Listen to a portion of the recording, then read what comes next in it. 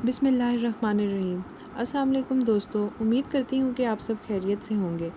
आज की हमारी दूसरी रेसिपी है बसंते, जिसको पारचे भी कहा जाता है।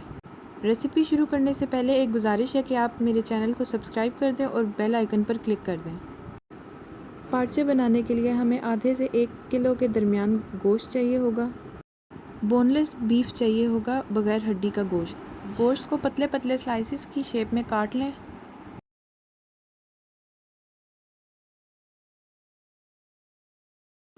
कोशिश करें कि सारे पीस एक ही शेप के हों।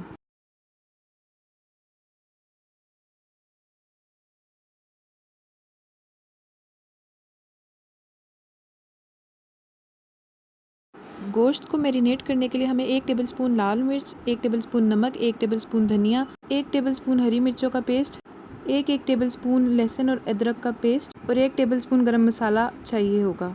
सबसे पहले हम दही लेंगे और उसमें ये गोश्त शामिल कर देंगे।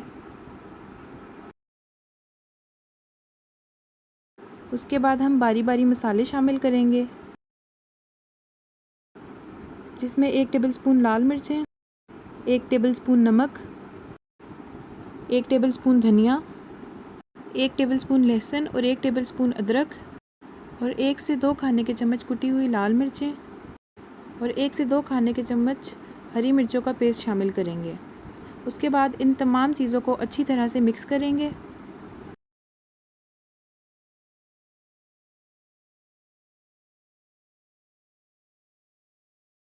और यहाँ 1 खाने का चम्मच गरम मसाला भी शामिल करेंगे।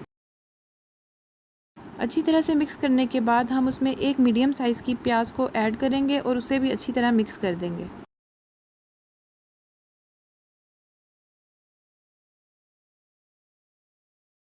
फिर इसको हम आधे से 1 घंटे के लिए मैरिनेट करने के लिए रख देंगे। जब हमारा गोश्त मैरिनेट हो जाएगा तो कुकर में 6 से 7 खाने के चम्मच ऑयल डालें।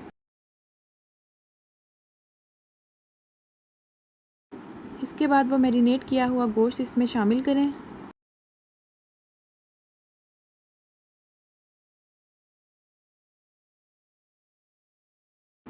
तो उसे अच्छी तरह से ऑयल के साथ मिक्स करें।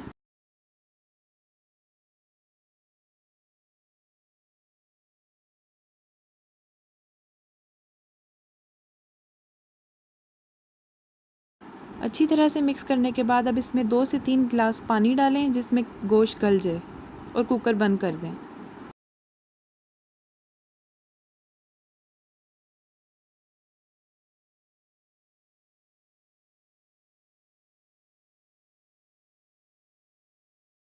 कुकर में 15 से 20 मिनट पकाने के बाद कुकर खोलें।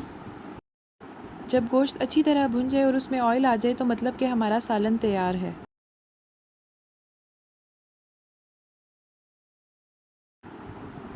अब इसमें 1 टेबलस्पून कुटा और भुना हुआ ज़ीरा शामिल करें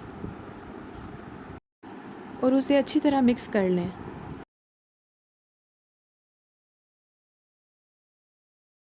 फिर इसमें 1 चम्मच कुटा और पिसा हुआ धनिया शामिल करें और इन सब चीज़ों को आपस में अच्छी तरह मिक्स कर लें।